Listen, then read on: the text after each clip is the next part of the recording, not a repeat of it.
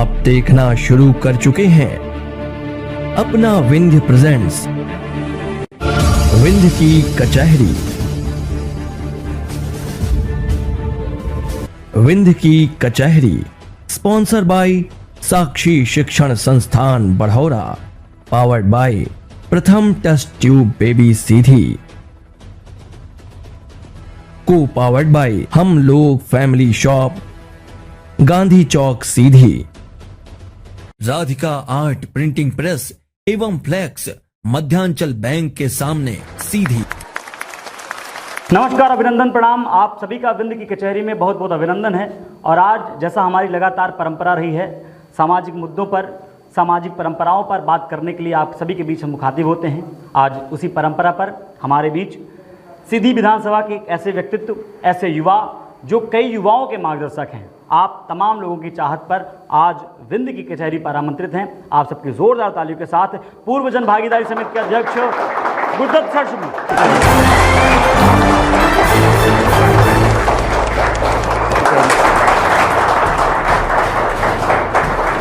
आज निर्णायक की भूमिका पर, जज की भूमिका पर विंध्य की कचहरी में हमारे बीच हैं वरिष्ठ अधिवक्ता उमेश तिवारी जी। एक बार जोरदार तालियां हो जाए उमेश तिवारी जी के लिए।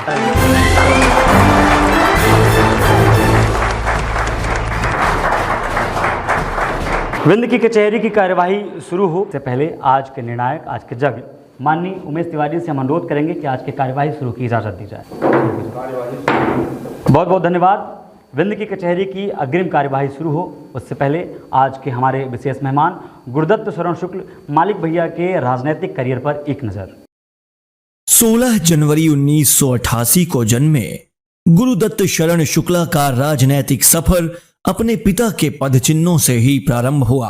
सीधी विधानसभा के वर्तमान विधायक पंडित केदारनाथ शुक्ला के पुत्र गुरुदत्त शुक्ला ने युवाओं के बीच जाकर अपने पिता के निर्देशन में समाज की गतिविधियों में सहभागिता करने लगे।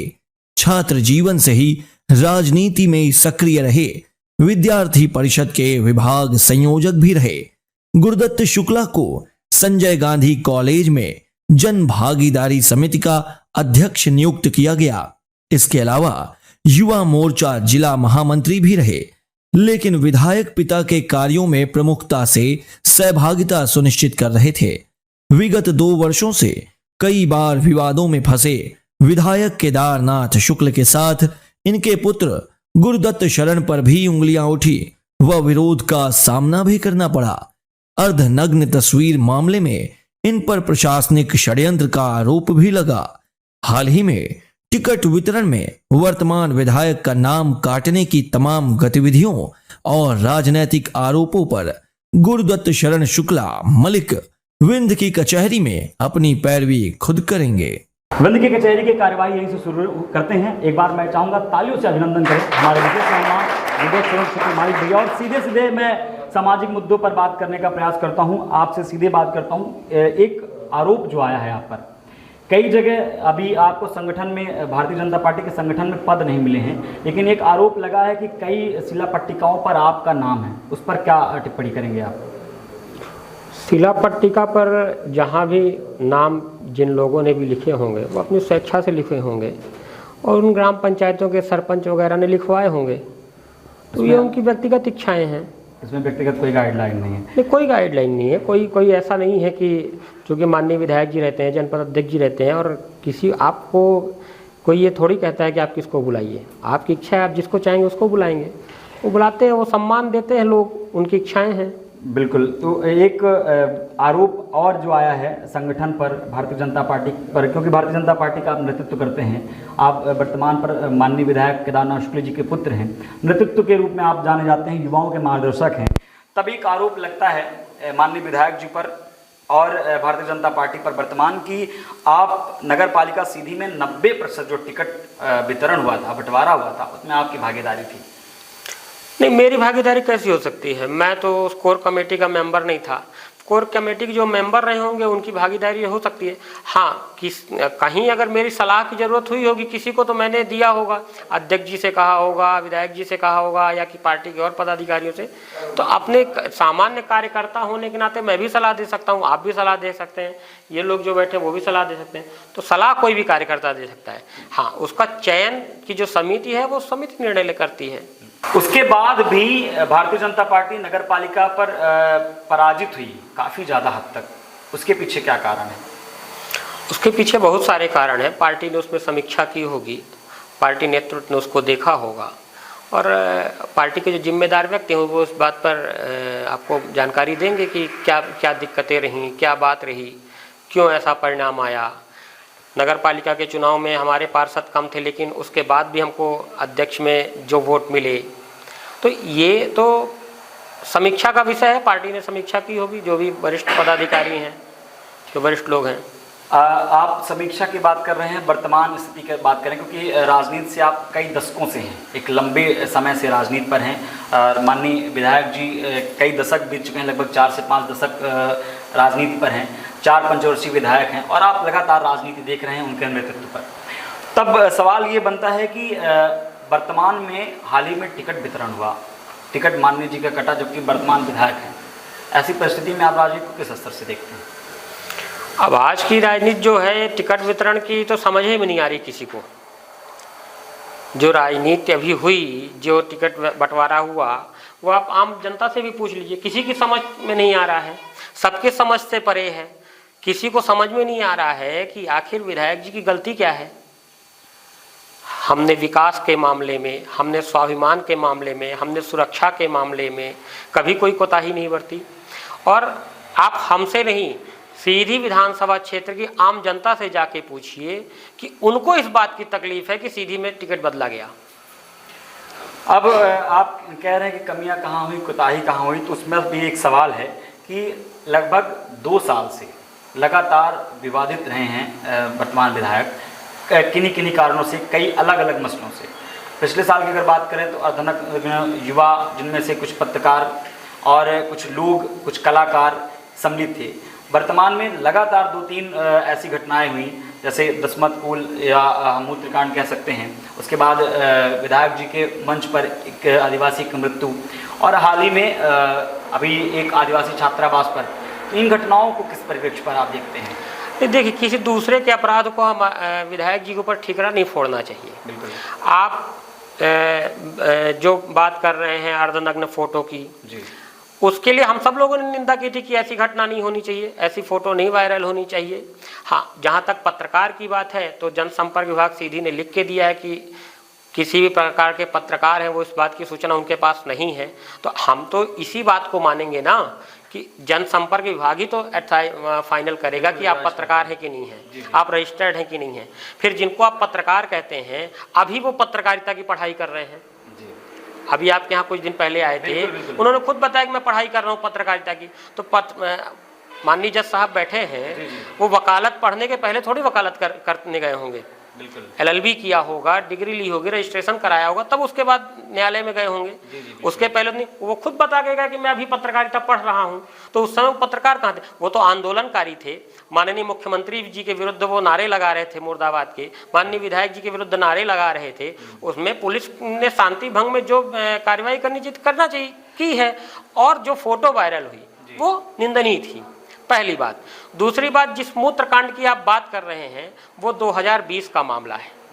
2020 का मामला है। आज आप हमारे सामने हैं, मैं आपके सामने हूँ, और यहाँ जितने लोग भी बैठे हैं, क्या कोई ये बोल के आया है कि आप क्या सवाल पूछेंगे? नहीं, बिल्कुल। आपके पिताजी से हमारे बहुत अच्छे संबंध हैं। आपके पिताजी ने क्या आपको कुछ बोल के भेजा कि आप मालिक से क्या सवाल करिएगा? बिल्कुल नहीं बोलता है। इसीलिए ऐसी कोई घटना हुई जो निंदनीय थी, ऐसी घटना नहीं होनी चाहिए थी। लेकिन उसका ठीकरा विधायक जी के ऊपर फोड़ना कहाँ तक उचित है? मैं आप ही से पूछता हूँ, क्या उचित है? लेकिन लोग कयास लगा रहे हैं, इसको कनेक्ट कर रहे हैं इसी इन्हीं कारणों से। देखिए, फिर वही बात है, हम आप आज साथ खड़े हैं, ये वीडियो रिकॉर्ड हो रहा है। मैं जाके कोई गलती कर दूं या कि आप जाके कोई गलती कर दें, उसको कह दें कि ये मैंने कहा आपसे कि आपने मुझसे कहा, ये कहाँ तक लाजमी है? बिल्कुल। क्या ये उचित है? बिल्कुल उचित नहीं है। और आप 2 साल की बात करते हैं। 2 साल इसके पहले भी विधायक जी राजनीति में रहे हैं। ये पुराना जहां हम लोग आज बैठे हैं, पुराना गोपद बनास का हिस्सा रहा है। विधायक जी के बारे में एक बात हमेशा से कही जाती है, विधायक जी ने कभी भी किसी भी व्यक्ति से, चाहे वो विरोधी ही रहा हो, कभी भी उन्होंने अभद्र भाषा का प्रयोग नहीं किया, क्योंकि उनके संस्कारों में नहीं है। कभी भी किसी से कुछ कड़ी बातें उन्होंने कही होंगी, अपने किसी व्यक्ति को उन्होंने कुछ कड़ा कहा होगा, लेकिन अपना मान के कहा होगा। और ये पुराना गोपद बनास का हिस्सा है। आपका घर भी जहाँ है वो भी पुराना गोपद बनास का हिस्सा है। उस घर के प्रत्येक व्यक्ति, बच्चे बच्चे से वो परिचित हैं और हर व्यक्ति को जानते हैं और हर व्यक्ति उनको जानता है। इस नाते उनके बात व्यवहार को लेकर के, उनके क्रियाकलाप को लेकर के सीधी की जनता को मुझे नहीं लगता कि मुझे सफाई देने की जरूरत है। और जो लोग केवल द्वेष भावना से इन सारी बातों को हमारे ऊपर थोपते हैं, और अभी जो आप हॉस्टल कांड की बात कर रहे हैं, उस वीडियो को आप देखिए, उसमें कहीं आपको शराब दिख रही है क्या? कोई गया बैठा, इसमें मैं तो नहीं बोलने गया था, कहने की बात बिल्कुल बात सही है ना, मैं उस पे भी नहीं गया था कहने के लिए। फिर जिन लड़कों के विरुद्ध ये काम हुए, वो लड़के भी जाके बताए कि मैं नहीं पहचानता, वो लोग आए थे, बैठे थे, चले गए थे। सुबह उनके साथ किसने मारपीट की, इसकी भी उन्होंने रिपोर्ट FIR की है, नामजद FIR हुई है उसमें, और उस व्यक्ति ने एक्सेप्ट भी किया है कि हाँ मैंने मारपीट की है। तो उसको फिर हमसे जोड़ के देखना कहाँ तक मतलब वो है। अच्छा, क्या है कि कुछ लोगों को केवल एक ही चीज दिखती है, केवल वो विधायक जी विधायक जी विधायक जी, और मालिक के अलावा कुछ दिखता ही नहीं है उनको। और जरूरी भी है, उनको यही दिखना चाहिए जी। अगर उनको ये नहीं दिखेगा तो उनका भोजन ही नहीं पचेगा जी। हाँ, इसलिए उनको हम लोग दिखते हैं, और रात को सपने में भी उनके आते हैं। अब यहाँ पर एक सवाल आपने कहा कि हमारे निश्चित ही जिन पत्रकार की आप बात कर रहे हैं, कनिष्ठ तिवारी, पिछले ही कुछ दिनों पहले इसका गरे पर आए थे।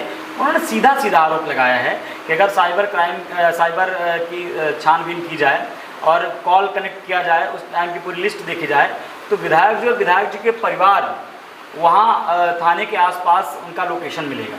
उसमें कितनी सच्चाई? हमारा घर कोटहा में है, मेरा घर कोटहा में है, तो अगर उस साइबर लोकेशन लेंगे तो मैं अपने घर में हूँ, तो मेरा घर भी आएगा ना भाई। कोई गांधी चौराहे में रहेगा तो वो भी तो ट्रैक हो जाएगा। और साइबर की अगर बात करते हैं तो साइबर में तो और भी बाकी चीजें आएंगी ना, और बाकी लोग कितने कनेक्ट थे, कौन लोग उनको सह दे रहे थे, कौन लोग पीछे से इस बात के लिए उकसा रहे थे कि आप ये करो, वो सारी चीजें भी तो आएंगी। पीछे से उकसाने पर एक बिल्कुल जहन पर आया है एक मामला। कई बार डॉक्टर राजेश मिश्रा पर टिप्पणी हुई है माननीय विधायक जी द्वारा, और ये सीधा सीधा कई बार डॉक्टर अनु मिश्रा जी पर आरोप लगाए, उस पर फिर क्या टिप्पणी होगी? बिल्कुल है, खुलेआम है। आप जिनका नाम ले रहे हैं, आप खुद जाके देख लीजिए, प्रतिदिन देख लीजिए, उनके CCTV कैमरे निकलवा के देख लीजिए, उनका वही मजमा लगता है, उनका मजमा लगता है। फर्जी ID कांड में उनके सारे लोग वहीं बैठ करके सारे उनके तैयारी होती थी, वहीं स्ट्रेटजी बनती थी, और उसके बाद की जो प्रक्रिया है वो होती थी, वो अभी भी होती है, रोज होती है उनके, तो वहीं बैठते हैं। तो टिकट कटने के पीछे षड्यंत्र मानते हैं या शीर्ष नेतृत्व की नाराजगी? नहीं, नाराजगी, मैं फिर कहना चाहता हूँ कि नाराजगी, यही तो समझ में नहीं आ रहा कि नाराजगी किस बात की। अपराध किसी और ने किया, उसका ठीकरा मेरे ऊपर फोड़ देना, अगर इस बात की नाराजगी है तो फिर हम जनता के पास जाएंगे। आफ्टर ऑल निर्णय तो जनता को करना है ना। विधायक जी ने एक कमेंट किया है अभी हाल ही में, उन्होंने एक बयान दिया है कि सबसे कम मत पाने वाली या सबसे ज़्यादा वोटों से हारने वाली विधानसभा सीधी रहेगी अगर टिकट वितरण यही रहा तो। ये कहना, ये उनका अनुभव है, ये उनका अनुभव है। मुझे लगता है कि जितना उनका राजनीतिक अनुभव है, जिन प्रत्याशी को टिकट दिया है भारतीय जनता पार्टी ने, जितनी उनकी उम्र होगी उससे कहीं ज़्यादा उनका राजनीतिक अपना अनुभव है। तो हो सकता है उस अनुभव के आधार पर वो बोलते हो सकता है जनता से लगातार जुड़ने के कारण, क्योंकि हर व्यक्ति ये जानता है कि विधायक जी जनता से जुड़े हुए व्यक्ति हैं और वो जनता के लिए ही लड़ाई लड़ते हैं। एक प्रेस कॉन्फ्रेंस में जो प्रत्याशी बनाई गई हैं वर्तमान सांसद महोदया रिति पाठक जी ने कहा कि भुजा उठाए चाहे टांग, इस वक्तव्य से आप फिर क्या समझते हैं? अभी वो चाहे जो भी उठाती रहे, हमको क्या करना है? कोई उनके वक्तव्य से हमको कोई उसकी सफाई वही दे सकती हैं, हम तो दे नहीं सकते। वो किस आशय में कह रही हैं, क्या सोचती हैं, क्या वो करती हैं। वो हर बार संस्कार की बात करती हैं, उनके संस्कार देख लीजिए। वो हर बात संस्कार की बात करती हैं कि संस्कार लोगों के देखती हैं, खुद के भी संस्कार देखना चाहिए। बुरा जो देखन मैं चला, बुरा न मिलिया कोई, जो दिलापन खोजना मोह से बुरा न कोई। तो इस नाते अपने भी देखने चाहिए, अपने गिरेबान पर भी झांकना चाहिए व्यक्ति को। अब हम राजनीति पर आते हैं। 20 वर्ष के विधायक हैं पंडित केदारनाथ शुक्ल जी। लगातार जैसा आपने कहा कि गोपद से पहले विधायक रहे हैं, निर्दलीय भी चुनाव लड़े हैं, इसके बाद भारतीय जनता पार्टी के नेतृत्व पर लगातार चुनाव लड़ रहे हैं। इसके पहले वाले चुनाव की अगर बात करें 2013 पर तो कम अंतराल से था। जो दूसरा चुनाव हुआ 2018 पर वो लंबा अंतराल था और 19,000-20,000 के लगभग अंतराल से उन्होंने चुनाव जीता है। बढ़ती हुई जो उनकी लोकप्रियता है, उसके बावजूद टिकट कटना, सांसद जी को लोकसभा से विधानसभा पर उतारना, क्या विकास की गाथा को कहता है या कोई अपनी व्यवस्था को कहता है कि भाई हमारी व्यक्तिगत व्यवस्था है इसलिए हमें टिकट मिल गया है? हाँ, हो सकता है उनकी व्यक्तिगत व्यवस्था हो, भाई हमारी तो नहीं थी इसलिए हमारा कट गया, उनकी होगी व्यक्तिगत व्यवस्था। अब क्या व्यवस्था ये तो वही बता सकती हैं। लोगों का कहना है कि सर्वे के आधार पर किया गया है, तो ये कौन सा सर्वे था? यही तो भाई 24 तारीख को माननीय मुख्यमंत्री जी के माननीय विधायक जी से भेंट हुई थी। उन्होंने स्पष्ट कहा है कि क्षेत्र में लगे रहिएगा, जमाए रहिएगा, सब अच्छा है। तो और इसके पहले 1-to-1 में जो सर्वे बताया गया था उसमें विधायक जी सबसे आगे थे, बाकी सबसे 25% 30% आगे थे। तो एक 30% 35% का जो मार्जिन था वो कैसे घट गया? और आज मैं फिर कहता हूँ कि विधायक जी ने कल भी कहा है एक मीडिया चैनल में कि मैं तो चाहता हूँ कि एक बार फिर जांच हो, फिर से सर्वे पार्टी कराए और आज सर्वे करा ले। अगर उसको लगता है कि मैं गलत हूँ तो फिर जैसा उचित समझे। तो ये बताइए, अगर टिकट पर कोई विचार नहीं किया जाता आगामी दिनों पर, जो आपने जैसा कि प्रेस वार्ता पे कहा है, विधायक जी ने कहा है कि 2 तारीख को हम निर्णय ले लेंगे, तो ऐसे पर निर्दलीय चुनाव या कि अन्य किसी पार्टी का दामन थामने का प्रयास करेंगे? नहीं, अन्य किसी दल में जाने के लिए तो विधायक जी ने स्पष्ट मना किया है। अन्य किसी दल में जाना होता तो विधायक जी ने पत्रकार वार्ता में भी बताया, लोगों ने पूछा है, उन्होंने कहा है कि अगर मुझे किसी और दल में जाना होता तो 1980 में अर्जुन सिंह जी ने कहा था कि कांग्रेस में आ जाइए, नहीं गए थे। उसके बाद भी लगातार प्रयास हुए। तो अन्य किसी दल में जाने का तो प्रश्न ही नहीं उठता। और जनता की अदालत में जाना है तो कल जो भी निर्णय होगा उनका, वो अपने साथियों के साथ विचार विमर्श उनके कर रहे हैं। क्षेत्रों में भी जा रहे हैं, हम भी जा रहे हैं, लोगों के फीडबैक आ रहे हैं, लोग फ़ोन से बता रहे हैं, व्हाट्सएप फेसबुक के माध्यम से बता रहे हैं। उसके आधार पर निर्णय लेंगे क्या उचित रहेगा। लोगों का अनुमान और संशय दोनों है कि इस बार अगर भारतीय जनता पार्टी के सानिध्य में टिकट नहीं मिलता है तो क्या केदारनाथ शुक्ल जी चुनाव लड़ेंगे या आप चुनाव लड़ेंगे? अभी तो कल निर्णय होगा ना। कल क्या निर्णय लेते हैं विधायक जी, जनता ने उनको क्या फीडबैक दिया है, हमारे जो कार्यकर्ता हैं, जो वरिष्ठ कार्यकर्ता हैं, उन्होंने क्या फीडबैक दिया है, इस आधार पर निर्णय होगा कि कौन लड़ेगा। अब हम वर्तमान परिस्थितियों से थोड़ा सा पीछे जाते हैं और विधानसभा पर पिछले कार्यकालों पर बात करते हैं। लगभग 15 सालों से 20 सालों से आप विधायक हैं। सीधी के विकास की गति किस प्रकार से देखते हैं आप? सीधी के विकास की गति आप इसी बात से अंदाज़ा लगा सकते हैं, जहाँ हम बैठे हैं जी। ये रोड जो थी बढ़ौरा में, जो गाड़ियाँ होती थी वो रोड के गड्ढों में घुस जाती थी, इस पार से उस पार नहीं दिखता था, है ना। लेकिन आज हम फर्राटेदार बढ़िया सीधी से रीवा आते जाते हैं और बढ़िया रोड बनी हुई, यही विकास है। देवनार नदी में कितने पुल बन गए, पहले कितने पुल बने थे, इस बात को आप देख लीजिए। आज जहां हम बैठे हैं ये नगर परिषद होने जा रहा है, ये अंतिम प्रकाशन के उसमें है। बढ़ौरा जहां हम आज बैठे हैं, सेमरिया हमारी नई नगर परिषद बन रही है। सेमरिया हमारी उप तहसील बन गई, सेमरिया हमारा थाना बन गया। ये किस विकास का परिणाम है। खाम, जिसके बारे में किसी ने नहीं सोचा होगा, हमारे सामुदायिक स्वास्थ्य केंद्र हमने खाम में एक बनवा रहे हैं। पहली मंजिल बन गई, दूसरी में काम लगा हुआ है। खाम हमारी तहसील बन गई। हमारा प्रयास है कि आगे चल के हम उसको आदिवासी ब्लॉक बनाएं। ये इस बात का परिणाम है। चाहे सीधी व्यवहारी रोड हो, चाहे सीधी टिकरी रोड हो, चाहे सीधी मऊगंज रोड हो, चाहे रीवा सीधी हो, और सीधी सिंगरौली रोड भी जो सीधी विधानसभा की सीमा आती है, आप आज भी जाके देख लीजिए, वो रोड बनी हुई है। आपने रोड मैप की बात की, मैं थोड़ा सा दक्षिण साइड जाऊंगा।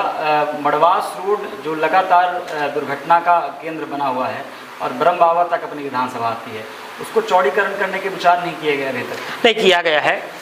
बरम बाबा तक नहीं आती है, उसके आगे डोल ग्राम पंचायत है, लोहजर तक, लोहजर सीमा में है, लोहजर धवनी में आता है, उसके पहले तक हमारी विधानसभा है, वहाँ तक है। उसके लिए भी हमने प्रस्ताव दिया है कि इसको 4 लेन किया जाए।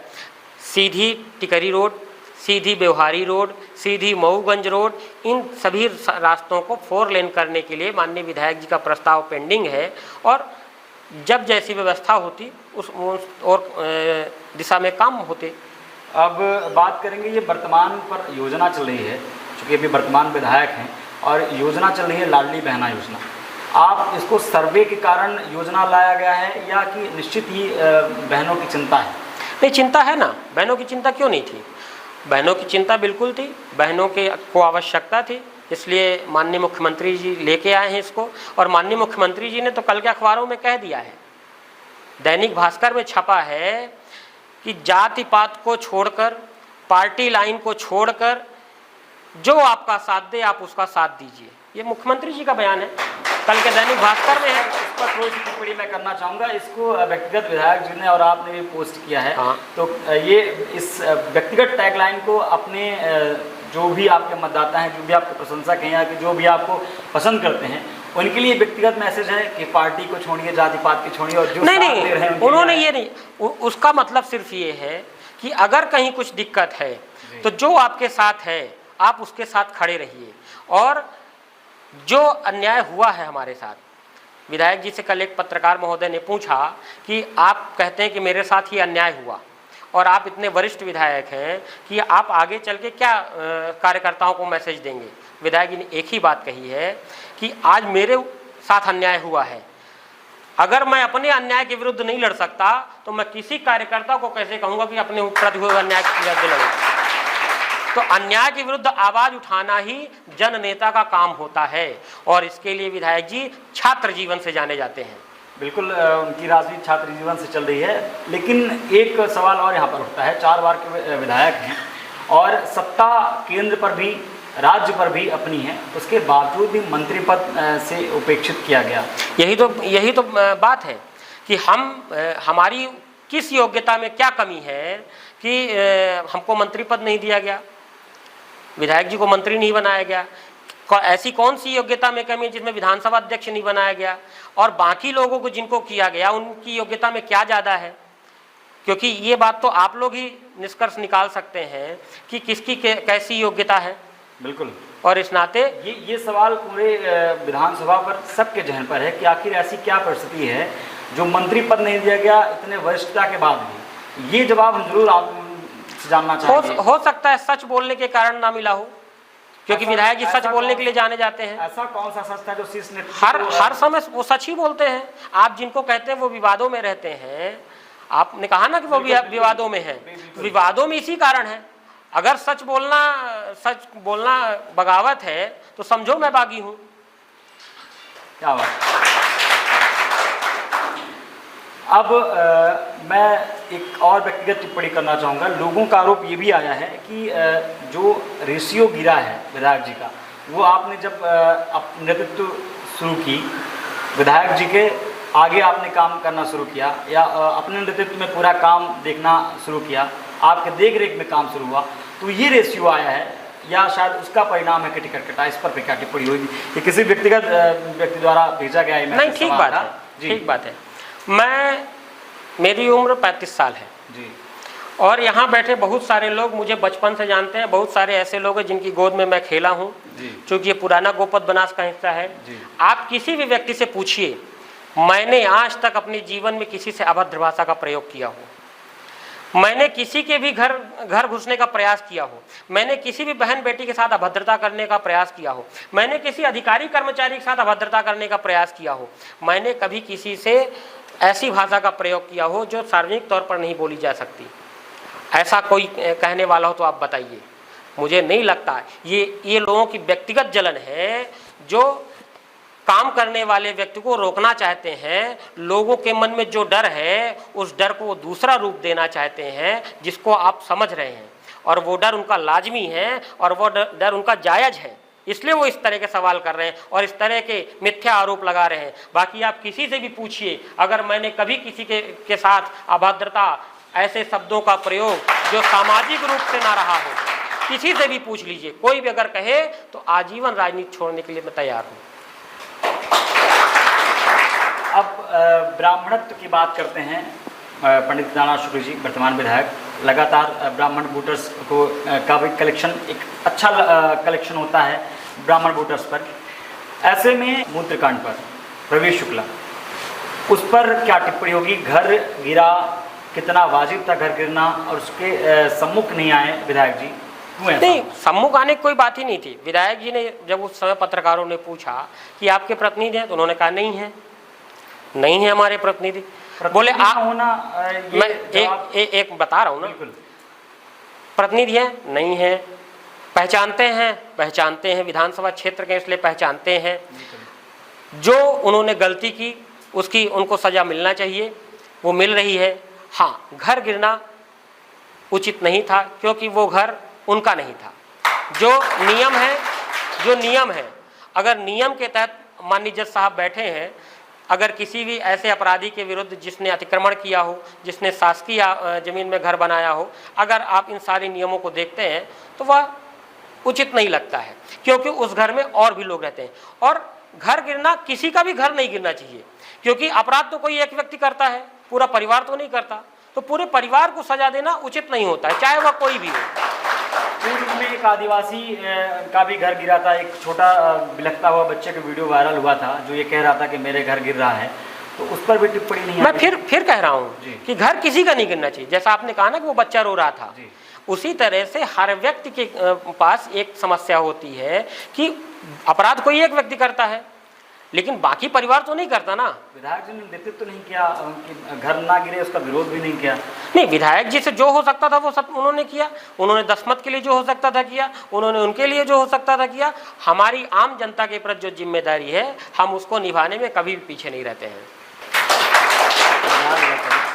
अब मैं केंद्र और राज्य की बात करूंगा। अभी आवास, लाडली आवास योजना आ रही है, बार बार योजना दिए जा रहे हैं, ऊपर से ये भी आंकड़े आ रहे हैं कि प्रशासन कर्ज ले रहे हैं, शासन लगातार कर्ज भी ले रहे हैं, और इधर फ्री की रेवड़ियाँ भी बांट रहे हैं, जबकि आपके केंद्र से प्रधानमंत्री जी कहते हैं कि फ्री की रेवड़ियाँ नहीं बांटनी चाहिए। दोनों चीज़ें तालमेल कैसे खा रही हैं? नहीं, रेवड़ियाँ इसको इसलिए नहीं कह सकते कि आज आप देखिए, गरीब की स्थिति ऐसी है कि उसको आवास मिला ना, नहीं तो इसी बरसात में गरीबों से जाके पूछ लीजिए, जब उनकी ज़मीन नीचे से भी पानी छोड़ती थी और ऊपर से भी पानी टपकता था, तो ये तो गरीब की सेवा है, ये हर किसी को करनी चाहिए। और प्रधानमंत्री आवास तो आज मिलने लगे हैं, प्रधानमंत्री आवास तो मोदी जी के बनने के बाद मिलने लगे हैं। आपको याद होगा, आप पत्रकार हैं, यहाँ भी बैठे लोगों से पूछ लीजिए, विधायक जी तो लोगों को छत उस समय दे रहे थे जब वो आपकी उम्र के थे या कि आपकी उम्र से भी कम थे। सीधी का आज़ाद नगर इस बात का उदाहरण है, सीधी का इंदिरा नगर इस बात का उदाहरण है, गाड़ा खो उदाहरण है, नौड़िया की पहरी उदाहरण है, डेमा की पहरी उदाहरण है, नवगोमा की पहरी उदाहरण है, नेबूहा बंदा उदाहरण है, गोरियरा बंदा उदाहरण है, और ऐसी पता नहीं कितनी बस्तियाँ। आप जिस गांव से आते हैं वहीं 1998 में जब बुलडोजर चलने लगा था, तो उस बुलडोजर के नीचे आने वाले पहले व्यक्ति थे जो बुलडोजर के नीचे आए थे और गरीबों का घर बचाने का काम किया था। तो विधायक जी तो सबको घर उस जमाने से दे रहे हैं जब इस योजना की कोई शुरुआत नहीं थी। इस बात को सभी जानते हैं, कोई नई बात नहीं है। अब उसी में से जुड़ा हुआ बहना योजना 1000 रुपये दे रहे हैं, आप कह रहे हैं कि आगामी अक्टूबर से 1250 रुपये हो जाएगा, फिर 1500, फिर 3000। 1250 तो हो गया, एक बार 250 मिल भी गए रक्षाबंधन में। अक्टूबर में ये आंकड़े आ रहे हैं कि 1250 होने हैं। एक आंकड़ा जो युवाओं का आंकड़ा है, 1000 रुपये प्रति महिलाओं को दिया जा रहा है, 1250 या कि 1500 जो भी दिया जा रहा है। मुख्यमंत्री जी कहते हैं कि लगभग हम 1.5 करोड़ महिलाओं को ये दे रहे हैं। तो क्या 15,000 करोड़ प्रत्येक महीने फ्री में बांटने की बजाय किसी उद्योग धंधे को स्थापित करना, हर अलग अलग विधानसभाओं पर एक दो विधानसभाओं पर उद्योग धंधे स्थापित करके प्रत्येक घर रोजगार या सिर्फ महिलाओं के लिए रोजगार जो उनके आजीवन कार्य कर सकते हैं, और साथ में इसका जो रिफंड जाएगा वो भी सरकार को जाएगा। तो जो फ्री हो रहा है उसके बदले एक उद्योग की व्यवस्था की जा सकती थी, वो बेहतर उपाय होता है। उद्योग की व्यवस्था भी हो रही है, सरकार उसकी दिशा में भी लगी है, सरकार इसकी दिशा में भी लगी है, लेकिन बहुत सारी चीज़ें ऐसी होती हैं जो हमारे गरीब तबके के लोग वो डेवलप नहीं कर पाते हैं, उनके लिए ये मदद बहुत बड़ी है। आप उस गरीब से जाके पूछिए जिसके घर में 2 वक्त की रोटी नहीं होती, आप उस गरीब से जाके सोचिए। विशेष तौर पर मातृ शक्ति के लिए तो बहुत समस्या होती थी, मातृ शक्ति के लिए तो इतनी समस्या होती थी, अगर कोई भी चीज़ चाहिए हमको तो पुरुषों पर हमको आश्रित रहना पड़ता था, और इस नाते वो आत्मनिर्भर बन रहे हैं, तो ये अच्छा है। हाँ, बाकी और दिशा में भी प्रयास होना चाहिए। बिल्कुल। तो अब हम बात करेंगे इसी पर कि जो वर्तमान शिक्षा व्यवस्था है सीधी की, उस पर कई बार आरोप आ रहे हैं कि पोस्ट ग्रेजुएशन जो कॉलेज है उसमें कभी शौचालय की व्यवस्था पर विवाद होते हैं, कभी अभी इंजीनियरिंग कॉलेज और चिकित्सकीय कॉलेज की बात होती है, वर्तमान में भूमि पूजन किया गया। तो चुनावी साल में भूमि पूजन ये कहाँ तक न्याय है सीधी के साथ? नहीं, चुनावी साल में भूमि पूजन तो ठीक है, ये एक प्रक्रिया है, लेकिन सीधी के लिए मेडिकल कॉलेज आना ही बड़ी बात है। एक तरफ सिंगरौली जैसा ऊर्जाधानी, दूसरा रीवा जैसा सैकड़ों साल पुराना शहर बसा हुआ है जहाँ पहले से मेडिकल कॉलेज स्थापित है, लेकिन सीधी में किन परिस्थितियों में लड़कर मेडिकल कॉलेज लाया गया, ये हमारे लिए बड़ी उपलब्धि है। हो सकता है वो आने में थोड़ा समय लगा हो सकता है उसको बनने में भी 2-4 साल लगेंगे, एक दिन में तो बनेगा नहीं, समय लगेगा, लेकिन उसका आना ही हमारे लिए महत्वपूर्ण है। और हम चिकित्सा के क्षेत्र में, हम शिक्षा के क्षेत्र में लगातार प्रगति किए हैं, और माननीय विधायक जी का प्रयास आवागमन, शिक्षा, स्वास्थ्य, सुरक्षा, स्वाभिमान, इन दिशा में हमने लगातार प्रगति की है, और ये बात देखी जा सकती है। सवालात और जवाब का सिलसिला यहीं पर थमता है। हमारे विंध्य की कचहरी के 2 पड़ाव हैं, जो सामाजिक मुद्दे आते हैं, सामाजिक बातें आती हैं, जो प्रश्न आते हैं वो बातें हो गई, और दूसरा पड़ाव है जनता जनार्दन। तो हमारे बीच में आपके प्रशंसक भी हैं, कुछ सवाल उनके मन में हैं आपके क्षेत्र को लेकर, आपको लेकर तमाम तरह की बातें हैं। उसके लिए मैं आमंत्रित करूंगा और माननीय जज साहब से इजाज़त भी चाहूँगा कि हमारे जनता जनार्दन आएँ और अपने सवाल आमंत्रित करें। मालिक भैया जी, मेरा नाम विष्णु शरण शुक्ला है और मेरा गृह ग्राम यही बढ़ौरा है। अभी आपने अंचित भैया के सवालों का सामना किया और विधायक जी के तमाम संघर्षों के बारे में बताया। विधायक जी का व्यक्तित्व एक किताब है, संघर्षों की एक किताब है, और जहाँ तक मेरी जानकारी है पहली बार कमल का फूल विधायक जी के नेतृत्व में खिला इस धरती में, और उन्होंने संघर्ष के माध्यम से एक नई भारत लिखी। भारतीय जनता पार्टी को भी उन्होंने आगे बढ़ाया, जो जनाधार बढ़ा है भारतीय जनता पार्टी का, माननीय विधायक जी के नेतृत्व में बढ़ा है। और उसी संबंध में हमारे यहाँ गांव में बघेली भाषा में एक कहावत कही जाती है कि जेके माथे राग रगुआ वही कटूका बरा। पार्टी उनका टिकट काट दी, तो इसमें आप क्या कहेंगे पार्टी को लेकर के, विधायक जी के व्यक्तित्व को लेकर के? आपने बिल्कुल सही बात कही। जब से भारतीय जनता पार्टी का निर्माण हुआ, चाहे वह गोपद बनास विधानसभा क्षेत्र रहा हो और चाहे सीधी विधानसभा क्षेत्र रहा हो, विधायक जी पहले व्यक्ति हैं जिन्होंने भारतीय जनता पार्टी का कमल खिलाया है। और सीधी विधानसभा के माननीय विधायक जी एक ऐसे व्यक्ति हैं जो वर्तमान की 4 विधानसभाओं से चुनाव लड़ चुके हैं। गोपद बनास का जो हिस्सा रामपुर ब्लॉक का था, चाहे हनुमानगढ़ से चंद्रेह खड्डी वाला हिस्सा जो है वो आज चुरहट में है, वो पुराना गोपद बनास है। धवनी विधानसभा का मझौली वाला जो हिस्सा है, मझौली ब्लॉक का, वो धवनी का हिस्सा है, वहाँ वो पुराना गोपद बनास है। जहाँ हम लोग बैठे हैं ये भी पुराना गोपद बनास का हिस्सा है, और आगे तक कॉलेज तक ये जाता था, और वर्तमान में सीधी विधानसभा है, यहाँ से भी चुनाव लड़ चुके हैं। 2003 में जब हमारी सीट बदली गई थी विधायक जी की, तो उसमें भी सिहावल और अमिलिया वाला जो हिस्सा था वो भी सीधी विधानसभा क्षेत्र का आता था। इस तरह से वर्तमान की 4 विधानसभाओं से माननीय विधायक जी चुनाव लड़ चुके हैं, और 4 विधानसभाओं में इसके अलावा माननीय विधायक जी सीधी जिले के, अविभाजित सीधी जिले के जिला अध्यक्ष रहे हैं। और इस नाते सीधी और सिंगरौली का ऐसा कोई गांव नहीं है जहां वो पैदल जाकर के उन गांवों में का भ्रमण ना किए हों।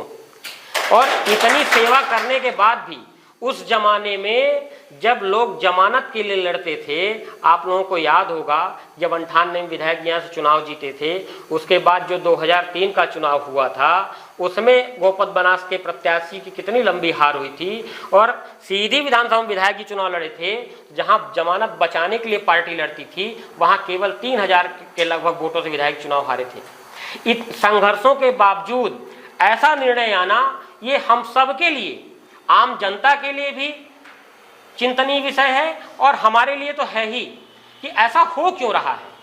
यही तो नहीं समझ पा रहे हैं कि ऐसी क्या कमी है। हमने जनता की सेवा में कोई कमी की, हमने जनता जनार्दन को पढ़ने में कमी की, या कि जो ऊपर के नेतृत्व हैं उन तक हमारी बात ठीक तरीके से नहीं पहुंच पाई, या कि हमारे जो हाई कमान है, हमारा जो दिल्ली में बैठा शीर्ष नेतृत्व है, उसे किसी ने भ्रम में रख करके ऐसा निर्णय करवा लिया। ये जांच का विषय है और विधायक जी ने इस बात की मांग की है कि इस बात की जांच होनी चाहिए कि ऐसा क्यों हुआ।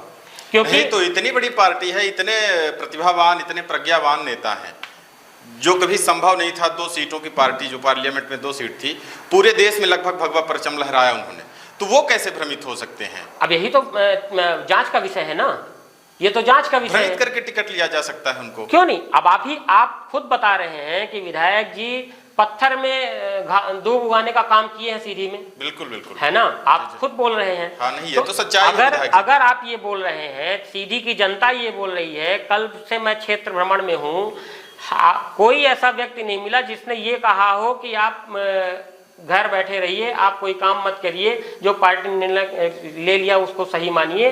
हर व्यक्ति ने ये कहा कि आपके साथ गलत हुआ है और किसी को नहीं समझ में आ रहा है। जी, तो अभी आपने अपने वक्तव्य के दरमियान कहा कि हम कल यानी 2 अक्टूबर गांधी जयंती के बाद, माल्यार्पण के बाद डिसीजन लेंगे। तो मान लीजिए अगर आप स्वतंत्र प्रत्याशी के रूप में या विधायक जी आते हैं मैदान में, तो अभी तक तो वो भारतीय जनता पार्टी की तमाम योजनाओं को गिना रहे थे। माननीय मुख्यमंत्री जी ने किया, माननीय मोदी जी के नेतृत्व में यह हुआ, अभी आपने विकास कार्य भी गिनवाए, रोड बन गई, सीधी रीवा मऊगंज तमाम सड़कें बनी, तमाम विकास कार्य हुए। अब जब आप स्वतंत्र प्रत्याशी के रूप में आएंगे, सामने भारतीय जनता पार्टी का प्रत्याशी होगा, तो आप कैसे कहेंगे कि ये करप्ट हैं, भ्रष्टाचारी हैं, इनको वोट न दीजिए? देखिए, भ्रष्टाचारी कहने की जरूरत ही नहीं है। हम तो अपने काम गिनाएंगे। हमने जो प्रयास किए हैं, हमने प्रयास किया है कि कुबरी से बढ़ौरा रोड बन जाए, इस बात को आप जानते हैं। हमने प्रयास किया है कि बढ़ौरा से करगिल की रोड बन जाए, हमने प्रयास किया है कि धनखोरी से बमनी को पुल बन जाए, हमने प्रयास किया है कि बारी से खिरखोरी वाली पुल बन जाए, बारी में सब स्टेशन बन जाए, तेंदुआ में और खाम में, कुचवाही में, महाराजपुर में नए सब स्टेशन बने। हमने इन सब बातों का प्रयास किया है और जनता इस बात को जानती है। जी, तो इन विकास कार्यों के साथ जब भी विधायक जी लोकार्पण में, उद्घाटन में जब भी जाते रहे, तो साथ में पार्टी का नाम लेते रहे। तो हमारे मुख्यमंत्री जी ने कहा तो है, हमारे मुख्यमंत्री जी ने कल ही कहा इस बात को कि जाति पात को छोड़कर, पार्टी लाइन को छोड़कर जो आपके साथ खड़ा रहा है आप उसका साथ दीजिए। और तो तमाम लोग जो भारतीय जनता पार्टी के नेता हैं, वो भारतीय जनता पार्टी को अपनी राजनीतिक जननी कहते हैं। अब जननी को छोड़ने की बात हो रही है कि जननी को छोड़ दीजिए, व्यक्तिगत देखिए। नहीं, अब ये तो निर्णय छोड़ने और जोड़ने की तो बात ही नहीं है ना। यहाँ तो असली और नकली भाजपा की बात है। यहाँ तो असली और नकली भाजपा की बात है। जी। असली भाजपा कौन है, नकली भाजपा कौन है? विधायक जी बीच में कहते भी रहते हैं पंजा छाप भाजपा। तो ये तो सब जानते हैं, इस बात को तो आप भी जानते हैं। आप हमसे प्रश्न कर रहे हैं, लेकिन आप भी उन लोगों को जानते हैं कि जो पार्टी में रह के पार्टी हित की बात नहीं करते। जी। और जिनको पार्टी ने टिकट दिया है, 10 साल से वो इस क्षेत्र का प्रतिनिधित्व कर रही है, इस संसदीय क्षेत्र का।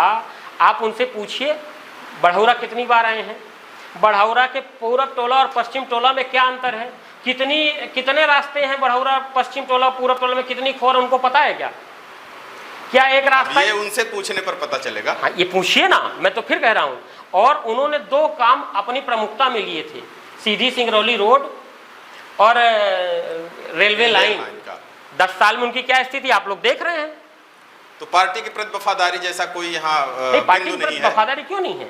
अगर टिकट कट गया तो निर्दलीय भी लड़ सकते हैं। पार्टी के प्रति वफादारी, हम तो असली भाजपा हैं।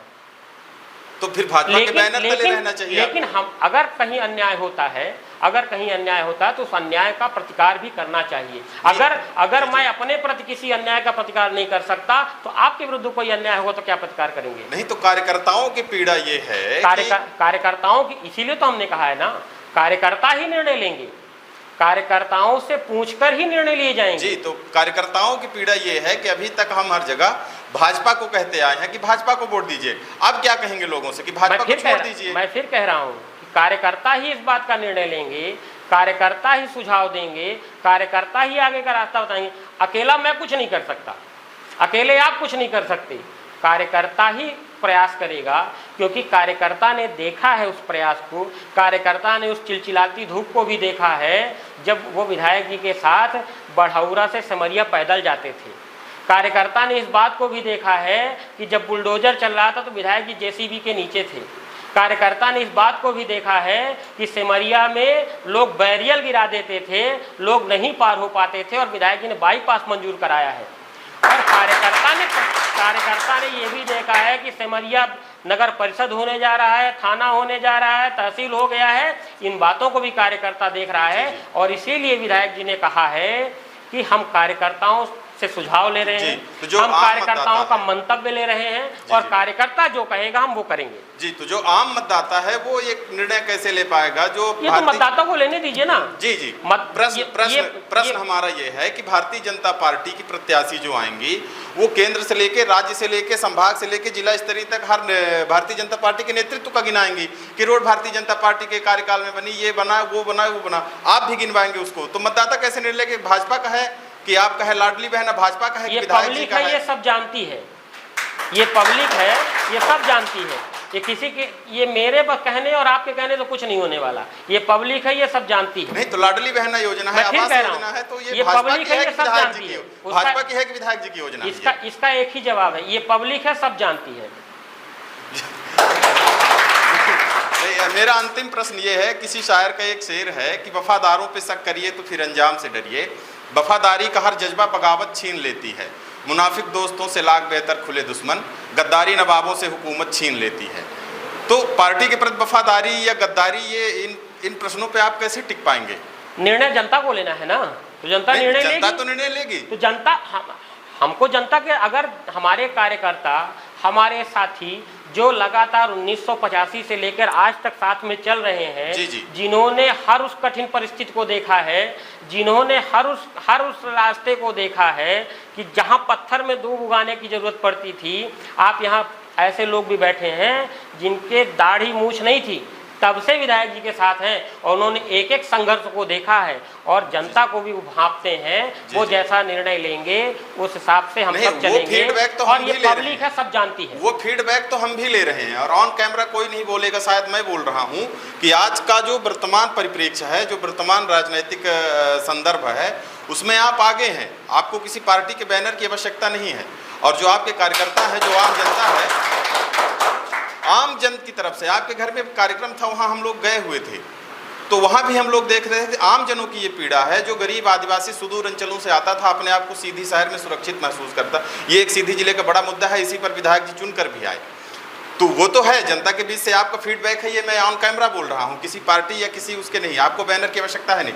लेकिन आप जो पार्टी का गुणगान करते आए, तो आप उसी पार्टी को आप कैसे बोल सकते हैं कि ये पार्टी बेकार है, आप हमको वोट दीजिए? आप बिल्कुल चिंता मत करिए, 2 तारीख आने दीजिए, 2 तारीख में हम अच्छा निर्णय लेंगे और जब हम उस स्थिति में आएंगे तो हम उसका भी जवाब देंगे। धन्यवाद।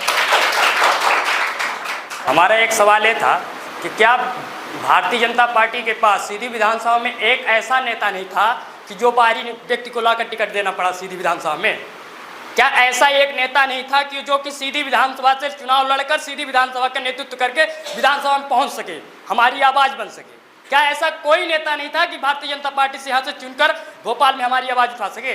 बाहर से सियावल विधानसभा लाकर सीधी विधानसभा में थोपा जा रहा है। मेरा सवाल है, क्योंकि हमारे भी क्षेत्र में कई कार्यकर्ता ऐसे हैं जो दिन रात मेहनत कर रहे हैं, हम भी मेहनत कर रहे हैं, हमारे भाई साहब मेहनत, सभी लोग मेहनत कर रहे हैं, उनको भी उम्मीद होती है कि हम भी भारतीय, हमें टिकट दे, हम भी विधायक बने, हम भी शासन दें। यस, जिस दिन हमारे विधानसभा से किसी भी व्यक्ति को टिकट दिया जाता तो उस दिन हमारा कार्यकर्ता, एक एक कार्यकर्ता तन मन धन से लगता, परंतु ऐसा नहीं हुआ। बाहरी हमारा सियावल विधानसभा से लाकर और हमें थोप दिया जा रहा है। ये सवाल शायद यहाँ के लोगों के मन में हो, तो इसका क्या जवाब देंगे? ये तो बड़ा सवाल कह सकते हैं। अब इसका जवाब तो पार्टी नेतृत्व ही देगा, और बात सही भी है कि बाहरी व्यक्ति को ला करके सीधी विधानसभा क्षेत्र में चुनाव लड़ाना ये कहाँ तक उचित है। इस बात का जवाब तो पार्टी नेतृत्व को देना चाहिए कि जिनका घर यहाँ नहीं है, जिनका एक घर उन्होंने बनवाया है वो सिंगरौली में बनवाया है, सभी लोग जानते हैं, एक घर उनका पतुलखी में है, तो उनका निवास स्थान, मायका, ससुराल सब सिंगरौली और पतुलखी में सिहावल विधानसभा में आता है। और इस नाते सीधी विधानसभा के कार्यकर्ताओं में क्या कमी है, सीधी विधानसभा के नेताओं में क्या कमी है, इस बात का जवाब तो पार्टी को देना चाहिए। लेकिन भाजपा इसके पहले भी ऐसी कई रणनीतियां अपना चुकी है, कांग्रेस भी अपना चुकी है। अगर हम भाजपा की बात करें तो नागेंद्र सिंह जी विधायक हैं गुड़ के, वो भी गुड़ के नहीं है, वो मनगवा के हैं, जरहा से हैं। फिर मैं कह रहा हूँ जी कि इस बात का जवाब तो पार्टी दे सकती है ना। कांग्रेस इसके पहले अगर हम कमलेश्वर द्विवेदी जी की बात करें तो वो भी इस विधानसभा के नहीं थे। हाँ, बिल्कुल सही बात है। चुनाव सीधी विधानसभा जब से बनी है, सीधी विधानसभा जब से बनी है तो सीधी विधानसभा में पैदा होने वाले पहले व्यक्ति विधायक जी हैं जो सीधी से विधायक हैं, जो सीधी से विधायक हैं जी। सीधी में जो पैदा हुए और सीधे के विधायक बने वो पहले व्यक्ति हैं। इसके पहले अर्जुन सिंह जी हुआ करते थे, वो साड़ा के थे, चंद्र प्रताप तिवारी जी थे, वो हनुमानगढ़ के थे, इंद्रजीत पटेल जी भी होते थे तो वो सुपेला के थे, और इस नाते केशव सिंह जी रहे हों और जो भी रहे हों, तो ये सब दूसरी जगह से रहे हैं। सीधी में पैदा होने वाले पहले व्यक्ति थे जो सीधी से विधायक थे। बात एक जहन पर और आती है कि सांसद महोदया जी जिनको टिकट मिला है वो लगभग पहला चुनाव जो पूर्व मंत्री और कद्दावर नेता कहे जाते थे कांग्रेस के इंद्रजीत कुमार जी, उनसे चुनाव जीते। इसके बाद पिछले चुनाव में वो भी कद्दावर नेता कहे जाते हैं अजय सिंह राहुल भैया कांग्रेस के, उनसे भी लगभग 3 लाख के करीब मतों से उन्होंने चुनाव जीता। ऐसे में ये टिप्पणी की सबसे कम मत पाने वाली विधानसभा सीट होगी। फिर इस पर तो मैंने पहले ही बता दिया कि उनका अनुभव है, अपने उनका वो है, वो हो सकता है अपने अनुभव के आधार पर बता रहे हो, तो अब इसको तो जनता पर छोड़िए, जनता निर्णय देती है। एक आरोप और अभी हमारे जहन पर आ रहा है जो आम जनता द्वारा लगाया गया है कि जब सांसद महोदया जी संसदीय चुनाव पर होती हैं तो विधायक जी विरोध करते नजर आए हैं कई बार। विरोध, किसी नीतियों का विरोध करना एक अलग विषय है, व्यक्तिगत विरोध एक अलग विषय है ना।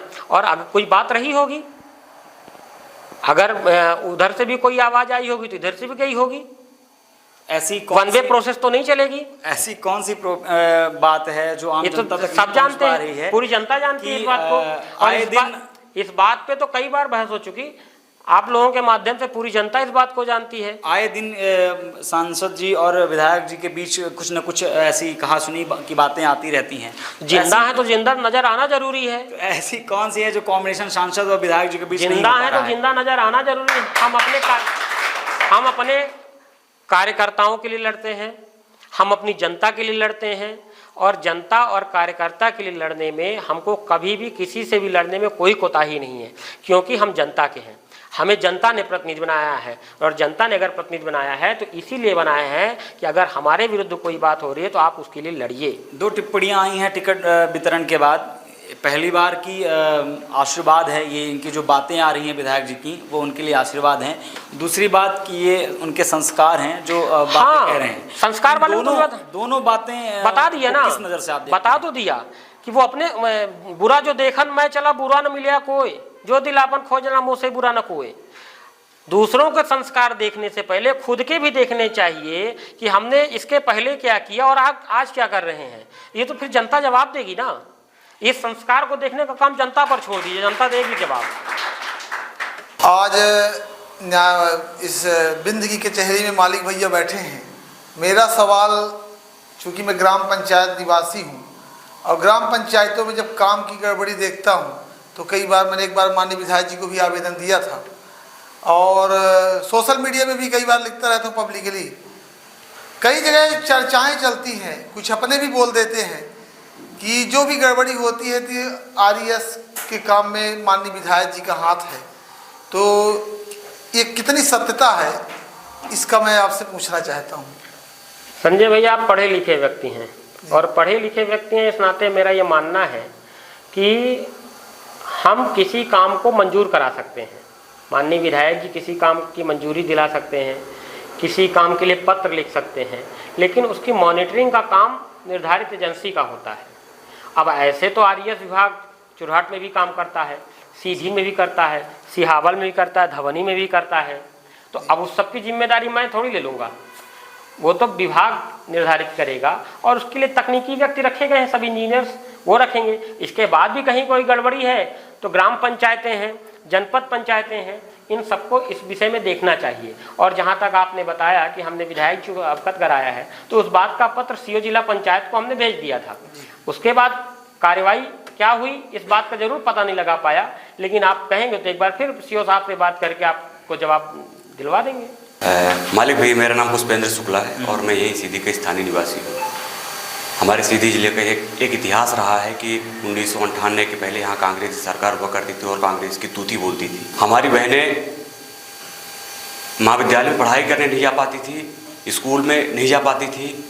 और वर्तमान स्थिति में 1998 से लेकर वर्तमान आज के डेट तक विधायक जी हमारे पंडित केदारनाथ शुक्ला जी विधायक हुए हैं और आज महाविद्यालय में हजारों छात्राएं पढ़ाई करने जाती हैं और नियमित क्लासेस भी लग रही हैं। और विद्यालयों की स्थिति भी ऐसी है कि हर एक गांव की पूरी विद्यालय भरी हुई है और छात्र और छात्राएं दोनों सुरक्षित हैं। सीधी शहर के व्यापारी सुरक्षित है, प्रशासनिक अधिकारी कर्मचारी सब सुरक्षित हैं।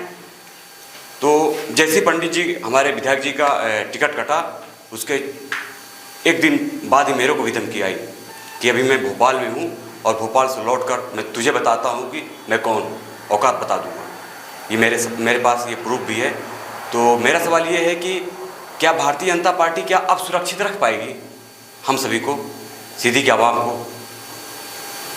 अभी तो भारतीय जनता पार्टी वाले ही बता पाएंगे, जो उसके जिले के अध्यक्ष हैं वो बता पाएंगे, वो जवाब देंगे कि भाई क्या कर सकते हैं। बहरहाल सीधी की जो जनता है, जब तक माननीय विधायक जी हैं तब तक आम जनता सुकून से रहेगी, आम जनता के मान सम्मान की रक्षा होती रहेगी। और देखिए मैं एक बात बताऊं, विधायक जी किसी के पक्ष में लाठी चलाने नहीं जाते, किसी के पक्ष में लड़ाई करने नहीं जाते, लेकिन उन्होंने सीधी का एक ऐसा माहौल तैयार किया है जिससे लोग अपने आप को सुरक्षित मानते हैं। और जो भी अपराध करने वाले लोग हैं, जो भी असामाजिक तत्व हैं, उनके मन में एक भय बना है कि अगर हम कुछ भी गलती करेंगे तो विधायक जी हमारे ऊपर कठोर से कठोर कार्रवाई करेंगे। और इस नाते विधायक जी जब विधायक नहीं थे तब भी, आज विधायक है तब भी, और आगे भविष्य में भी जब तक वो रहेंगे तब तक ये चीज़ें चलती रहेंगी। कोई असुरक्षित नहीं रहेगा, किसी को की भी हिम्मत नहीं होगी कि किसी की विमान मर्यादाओं के साथ खेल सके। अभी जैसा जनता जनार्दन ने पूछा कि हम सुरक्षित महसूस कर रहे हैं, एक लोगों का आरोप आया है जो विधायक जी पर है। मैं आपसे जानना चाहूँगा, बार बार हर चुनाव में एक माहौल बनाया जाता है, जैसा आपने बताया कि माहौल बनाया गया है, तो सबका आरोप ये है, कहते ये हैं कि लास्ट में कुछ ऐसी लड़ाइयाँ, ऐसे झगड़े किए जाते हैं जिसका आरोप कांग्रेस पर या छत्री पर किया जाता है और केदार शुक्ला जी उसको अपने नेतृत्व पर संरक्षित करते हुए ये कहते हैं कि यही होगा अगर हम चुनाव नहीं जीते तो, और माहौल बनता है और चुनाव जीत जाते हैं। तो ये कौन सा भ्रम है जो लोगों के मन में है? लोगों के मन में भ्रम नहीं है जी, लोगों ने उस बात को देखा है, लोगों ने उस बात को जिया है। और आप किसी से भी पूछ लीजिएगा, अपने घर में पूछ लीजिएगा, अपने आस पड़ोस में पूछ लीजिएगा, एक जमाना था कि करौंदिया पार होना मुश्किल पड़ जाता था जी। एक जमाना था कि पढ़ैनिया डैनिया पार होना मुश्किल हो जाता था, तो मड़ैया पार होना मुश्किल हो जाता था। आम गरीब अपनी कमाई घर तक पहुंचा लेने में बहुत मुश्किल महसूस करता था। ये मैं नहीं कहता, ये आम जनता कह रही है। और आम जनता अगर इस बात को कह रही है तो कहीं ना कहीं इस बात में सच्चाई तो होगी, बिल्कुल, और सच्चाई है। और विधायक जी ने ऐसा माहौल दिया है जनता को कि वो सुरक्षित रहे, अपनी कमाई, भोजन हर कोई अपना अपना करता है। मैं अपना करता हूँ, आप अपना करते हैं, हर कोई। आप हमारे यहाँ आएंगे तो चाय पानी मैं कराऊंगा, मैं आपके जहाँ जाऊँगा आप कराएंगे, लेकिन अपनी कमाई को हम सुरक्षित तरीके से ले जा करके अपने घर वालों के साथ, अपने परिवारजनों के साथ, स्वजनों के साथ उसका उपभोग कर सकें, ये माहौल विधायक जी ने बनाया है। और इस बात को मैं नहीं कहता, इस बात को मैं नहीं कहता, इस बात की तस्दीक तो आप जनता के बीच में जाके कर लीजिए। लेकिन उसी जनता में से एक आरोप जो आया है, जो मैं बात करना चाह रहा हूं, कि लोग कहते हैं कि विधायक जी खुद करवाते हैं चुनावी समय में, चुनाव के आखिरी पड़ाव पर वो लड़ाई झगड़े खुद करवाते हैं और फिर खुद वो कहते हैं कि हम इसका विरोध करते हैं और संरक्षण पर आते हैं। दुनिया सीधी की जनता इस बात को जानती है जी, और सीधी की जनता ऐसे लोगों को पहचानती है जो आतंक के, जो असामाजिक तत्व हैं, उन सबका पहचान करना जानती है और ये जानती है कि सच्चाई क्या है। मैं फिर कहना चाहता हूँ, ये पब्लिक है, ये सब जानती है और इस नाते आरोप लगाना किसी का अपना अधिकार है, लेकिन उसमें सच्चाई कितनी है ये जनता जवाब देती है और जनता इस बात का जवाब 1985 से दे रही है, 1985 से दे रही है। विधायक जी जब पहला चुनाव लड़े थे 85 में, जितना वोट उनको 85 में मिला था, 90 में जब निर्दलीय लड़े तो उससे ज़्यादा वोट मिला था और यहाँ भाजपा प्रत्याशी की जमानत जब्त हो गई थी और उससे ज़्यादा वोट 93 में मिला, उससे ज़्यादा वोट 98 में मिला, उससे ज़्यादा वोट 3 में मिला, उससे ज़्यादा वोट 8 में मिला, उससे ज़्यादा वोट 13 में मिला, उससे ज़्यादा वोट 18 में मिला। अगर जनता को भरोसा नहीं होता, अगर जनता उनको नहीं मानती, तो लगातार हार जीत तो एक किस्मत की बात है, हार जीत तो अलग विषय है, आप हार जीत को छोड़ दीजिए, लेकिन वोट परसेंटेज में जो बढ़ोतरी हो रही है इसका मतलब है कि जनता का प्यार लगातार बढ़ रहा है।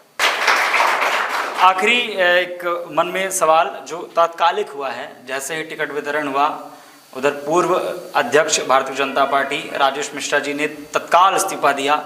ऐसा प्रतीत हुआ लोगों को जैसे वो लिखा रखा हुआ था और तत्काल सोशल मीडिया में वायरल हुआ। उस पर टिप्पणी क्या होगी? एक बड़े शीर्ष नेतृत्व पर रहने वाले जो प्रदेश कार्य समिति के सदस्य भी हैं, उनका इस तरह से इस्तीफा देना भाजपा की कमजोरी को प्रदर्शित करता है या उनका व्यक्तिगत ये खेद है या दुख है या दर्द है जो सामने आया है? उनको तो सभी जानते हैं, उनके बेटे कांग्रेस से टिकट मांग रहे हैं, डॉक्टर अनूप मिश्रा जी, वो भाजपा से मांग रहे थे, तो उनको तो सभी जानते हैं। हो सकता है उनको लगा हो कि यहाँ नहीं मिला तो तुरंत दो, तो हो सकता है कांग्रेस में मिल जाए। चलिए, बहुत बहुत धन्यवाद। सवालात और इल्ज़ामात का सिलसिला यहीं पर थमता है। जनता के सवाल हुए, आम सवाल हुए और जहाँ तक हमारे पास मैसेज आए, जो सवाल आए, जो आरोप आए, जो इल्ज़ाम आए, वो तमाम आपसे बातें की गई। अब आज की इस विंद की कचहरी पर आप पर जो आरोप हुए, उन पर आपने किस तरीके से दलीलें दी, किस तरीके से अपनी बात रखी, उसके निर्णय के लिए हमारे आज के विंद की कचहरी पर निर्णायक की भूमिका पर उमेश तिवारी जी, मैं आग्रह करूंगा, अनुरोध करूंगा कि आज का फैसला सुनाने की कृपा करें। मैं गुरुदत्त शरण शुक्ला जी को शुभकामनाएं देता हूं। भविष्य के लिए अनंत शुभकामनाएं, बधाई है।